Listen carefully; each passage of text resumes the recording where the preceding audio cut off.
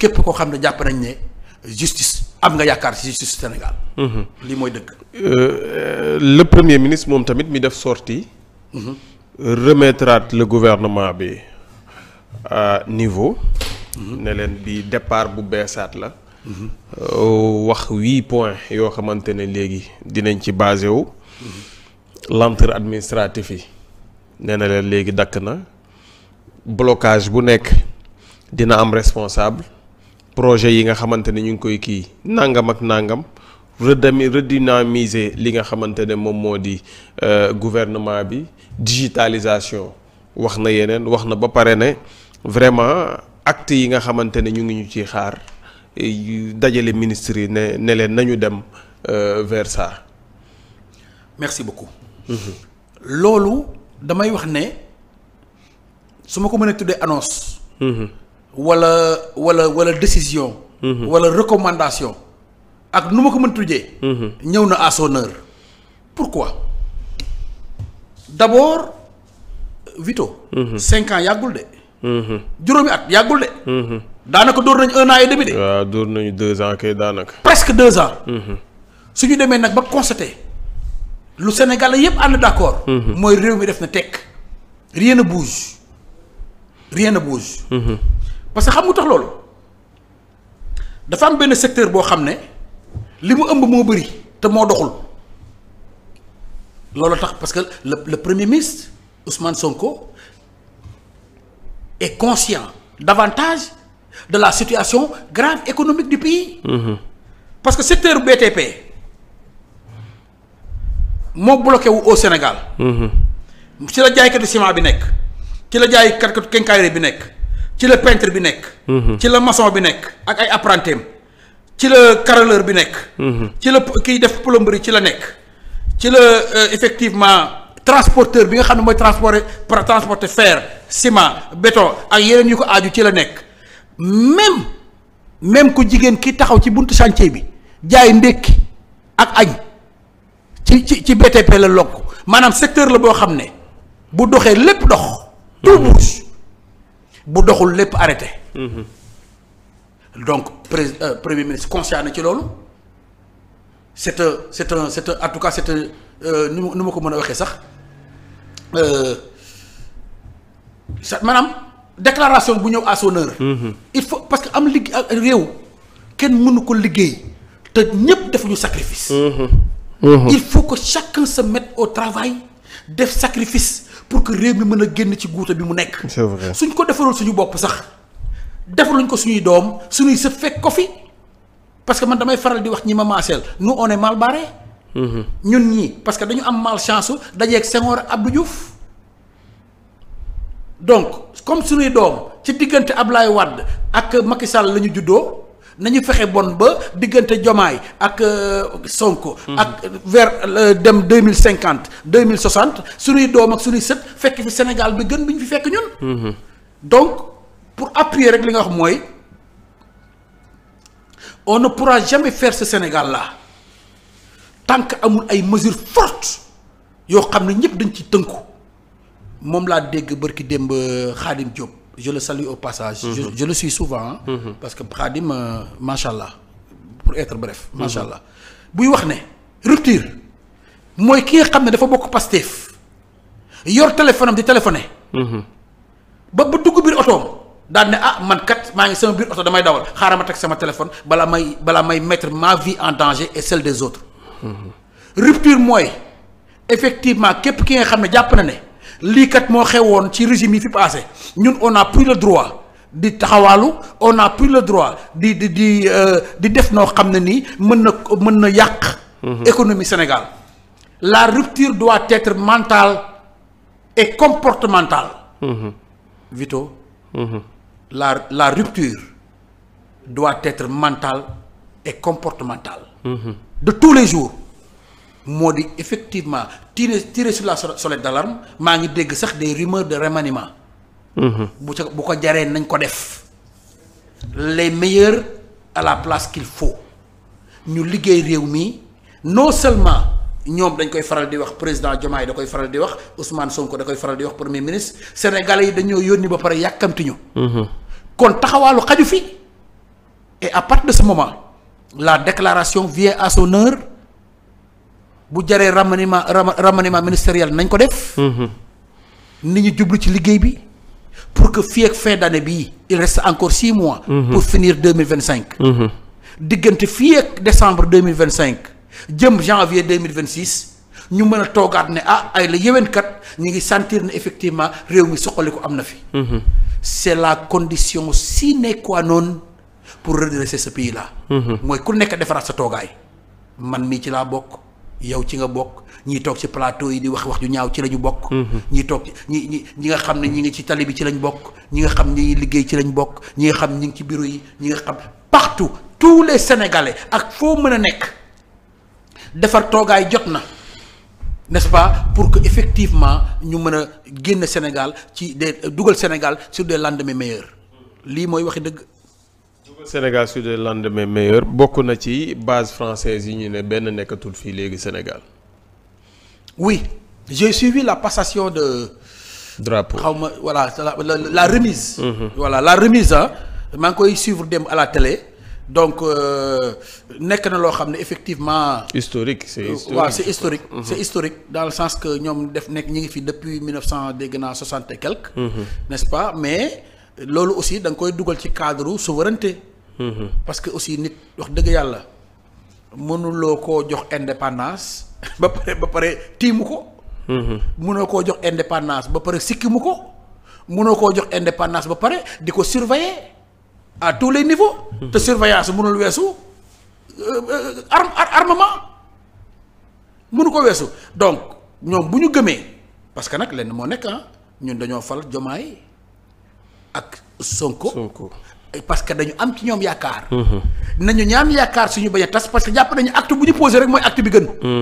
ñun loolu la ñu jàpp jusqu'à la preuve du contraire.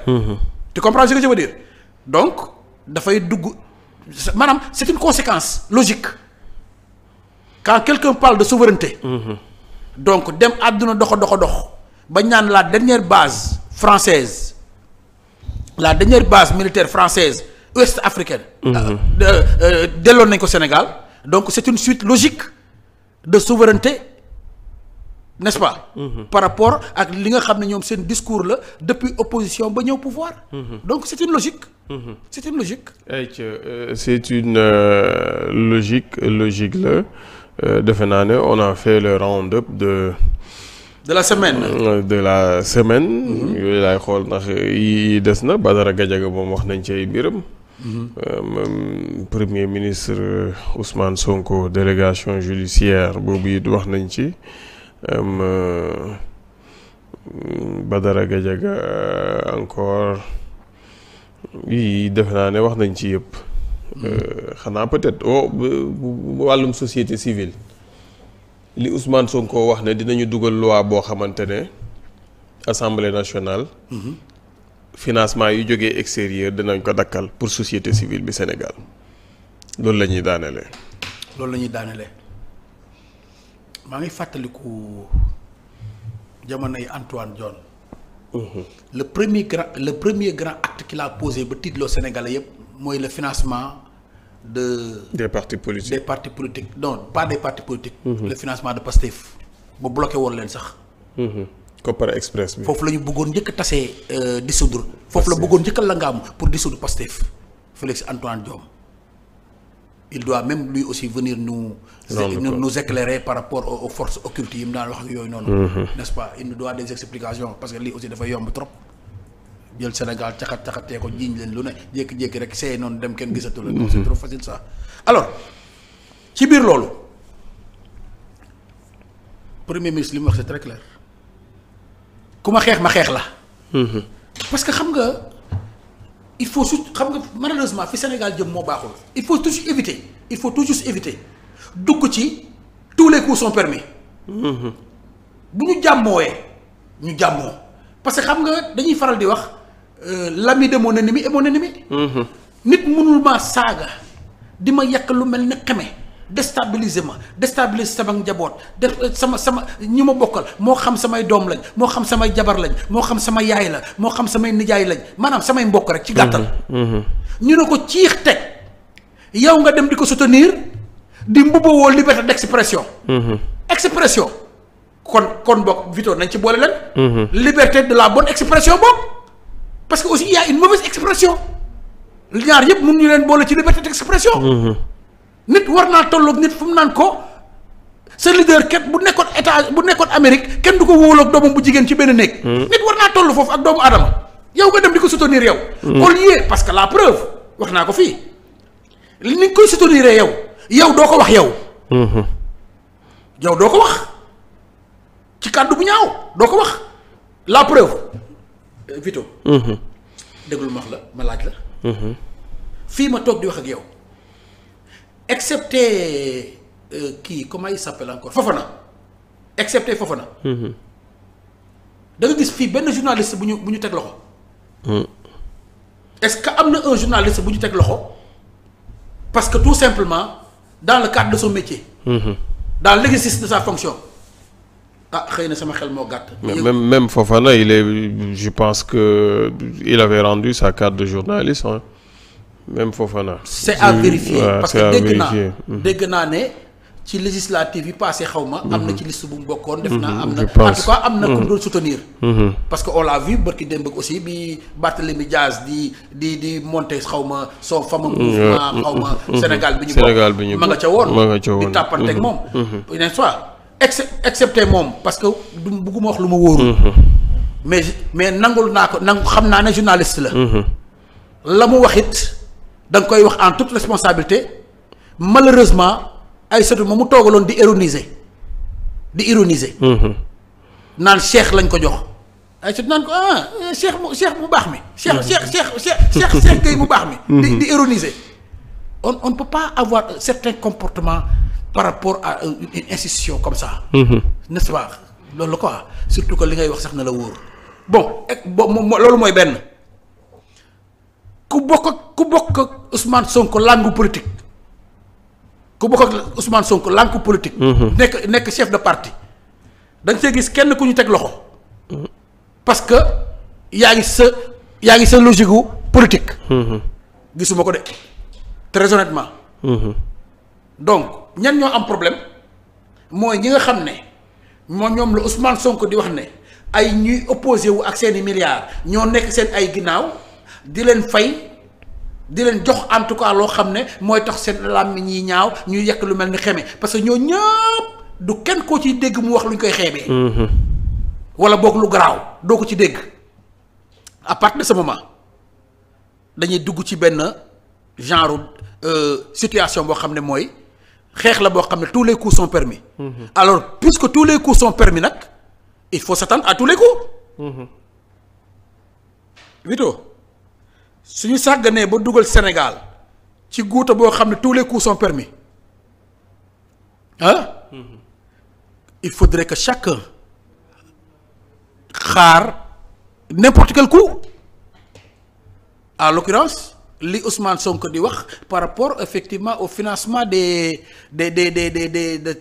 à certains financements en tout cas moo xam muy société civile moo xam muy ONG moo xam muy leneen n'est-ce pas et pourtant nag dëkk la boo xam ne bëriwuñu ndeysaan bëriwuñu yaatuwuñu boo la tegalee carte du monde c'est à peine même ngay seen Sénégal ak bakkanam boobu la presqu'île du Cap-Vert.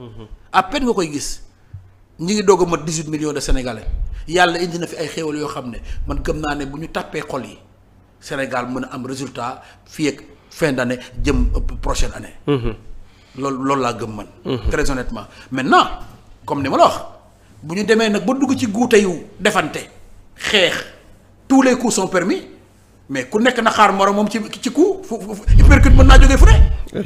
bëre dóor moom mën nañ laa dóor si bët mën nañ laa dóor si gémmiñ. mën nañ laa dóor si fàmm comme mën nañ laa dóor si bakket et malheureusement mënoon na ñàkk.